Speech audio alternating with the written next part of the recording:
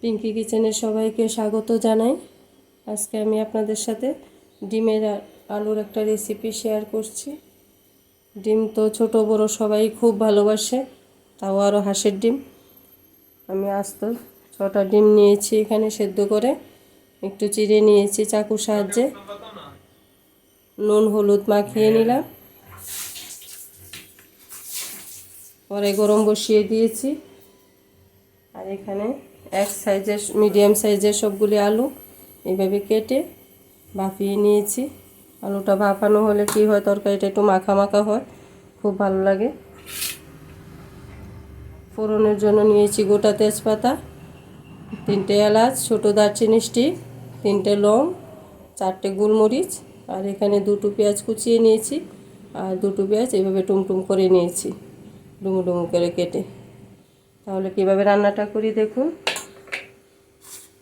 আর এখানে মশলা সব একসাথে নিয়ে নিয়েছি। জিরের গুঁড়ো নিয়েছি 1/2 চামচ, ধনের গুঁড়ো 1 চামচ, একটু চিনি, হলুদ গুঁড়ো, কাশ্মীরি লঙ্কা গুঁড়ো অল্প নিয়েছি, আর এখানে বিরিয়ানি মশলা একটু নিয়েছি। আগে ডিমটা আর আলুটা ভেজে তুলে নিই। কড়াইতে দিয়ে দেবো এখন সর্ষের তেল।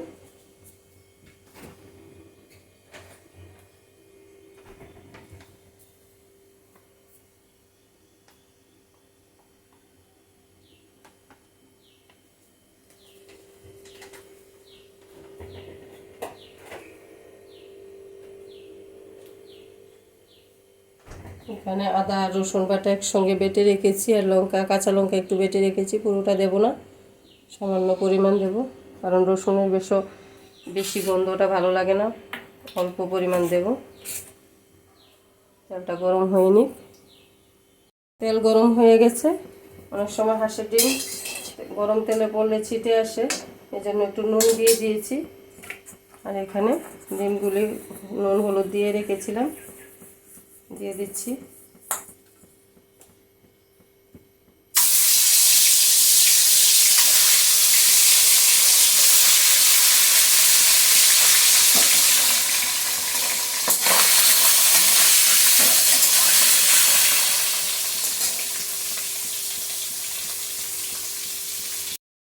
ডিম তো ভাজি হয়ে গেছে। হাঁসের ডিম তার থেকে বেশি ভাজলে চামড়াটা রুটা হয়ে যাবে, শক্ত, খেতে ভালো লাগবে না।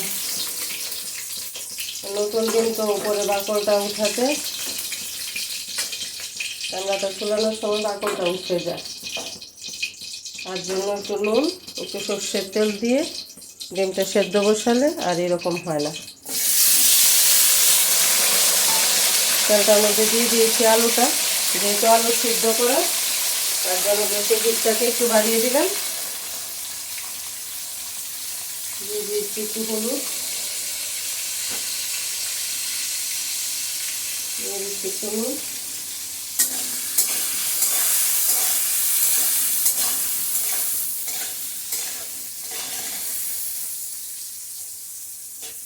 যেভাবে রান্নাটা করছি কাউকে রেঁধে খাওয়ানো যাবে, লোক আসলে বাড়িতে নিজেরাও খাওয়ানো যাবে ভালো। রুটি, সবজি, পরোটা সব কিছুর সাথেই ভালোভাবে জমে যায় এরকম ডিম আলুর ঝোল করলে। দেখতে থাকুন বন্ধুরা, কমেন্ট করে জানাবেন কীরকম হলো। একদিন ট্রাই করে দেখবেন বাড়িতে এইভাবে রান্নাটা করে। আলুটা ভাজা হয়নি, পুরো রেসিপিটা দেখবেন। আলু আমার ভাজি হয়ে গেছে, ডিমের আলুটা তুলে নিচ্ছি।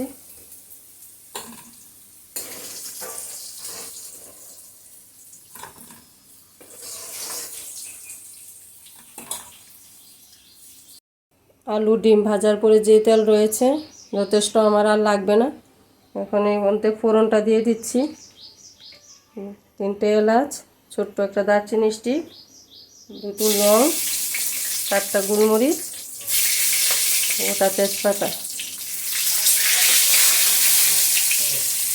ফোড়নগুলি ভাজা হয়ে গেছে, এখন দিয়ে দিচ্ছি জিরে, আস্ত জিরে অল্প একটু, সামান্য পরিমাণ।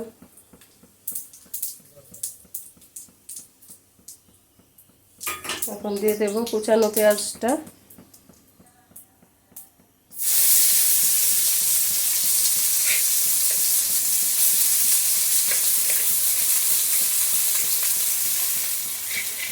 পেঁয়াজটা একটু ভাজা হয়ে গেলে তারপর মশলাটা দিচ্ছি।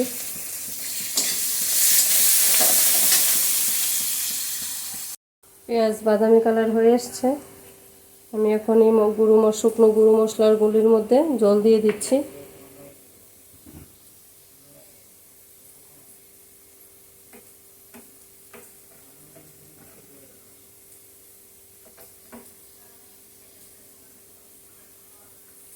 এখন দিয়ে দেবো আদা রসুন বাটাটা অল্প পরিমাণ, দিয়ে দেবো কাঁচা লঙ্কা বাটা,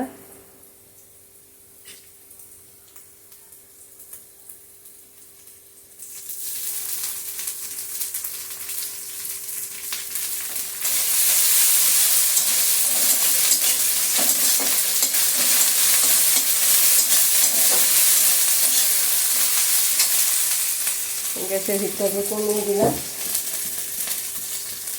দিয়ে দিচ্ছি বাকি মশলাগুলি।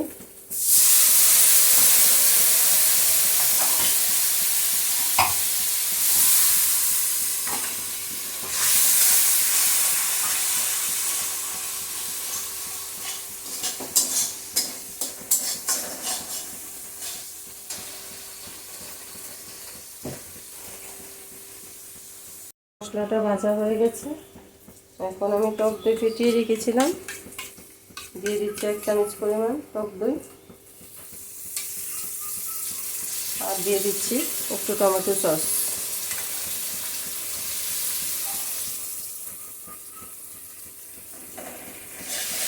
সমস্ত মশলা আবার একসাথে কষিয়ে নেব।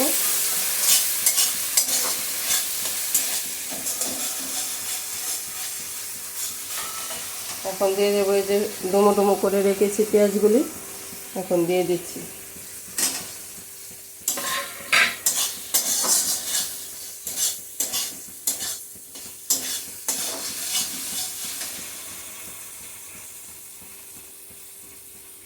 দিয়ে দেবো একটু নুন।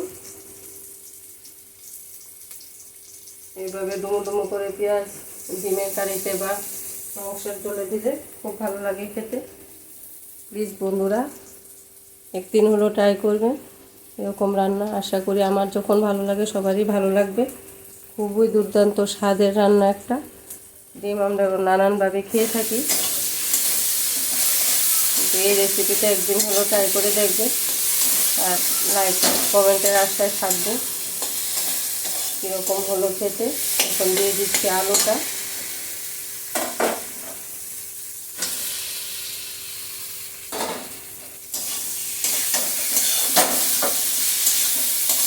যেহেতু আমি বিরিয়ানি মশলা দিয়েছি তার জন্য আমি এলাচ দারচিনির গুঁড়োটা আর ব্যবহার করলাম না, আস্ত দিয়ে দিলাম।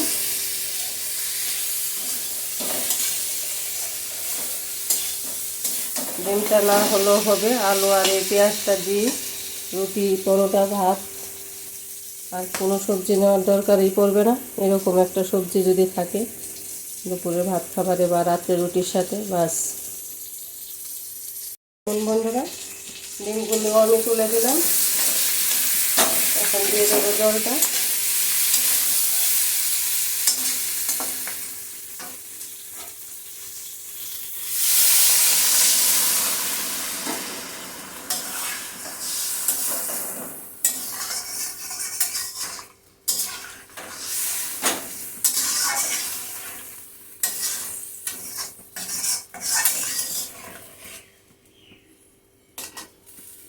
ঘরে কাউকে রান্না করে খাওয়ালে সবাই ভা করবে এরকম একটা রান্না। এই যে জল দিয়ে দিলাম, দেখুন কালারটা খুব সুন্দর, সেন্টও খুব ভালো উঠেছে। একটু সেদ্ধ হোক ডিমটা ঝোলটার মধ্যে, তাহলে এটা স্বাদ আরও দ্বিগুণ বেড়ে যাবে।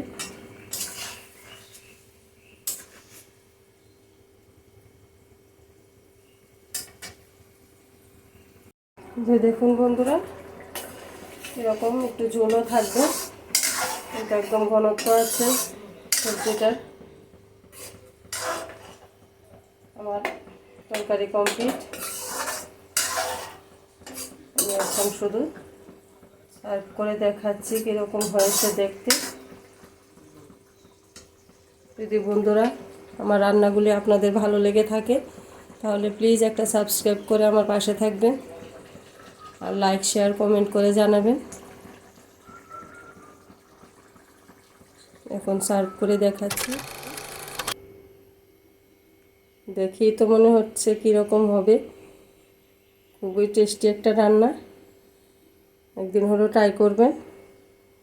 কমেন্টের আশায় থাকবো যে কীরকম হলো খেতে এরকম রান্না করে। তাহলে আজকের ভিডিওটা এখানেই শেষ করি। সবাই ভালো থাকবেন, সুস্থ থাকবেন। আসছি অন্য আরেকটা রেসিপি নিয়ে আপনাদের সাথে শেয়ার করব। দেখা হবে। ধন্যবাদ সবাইকে।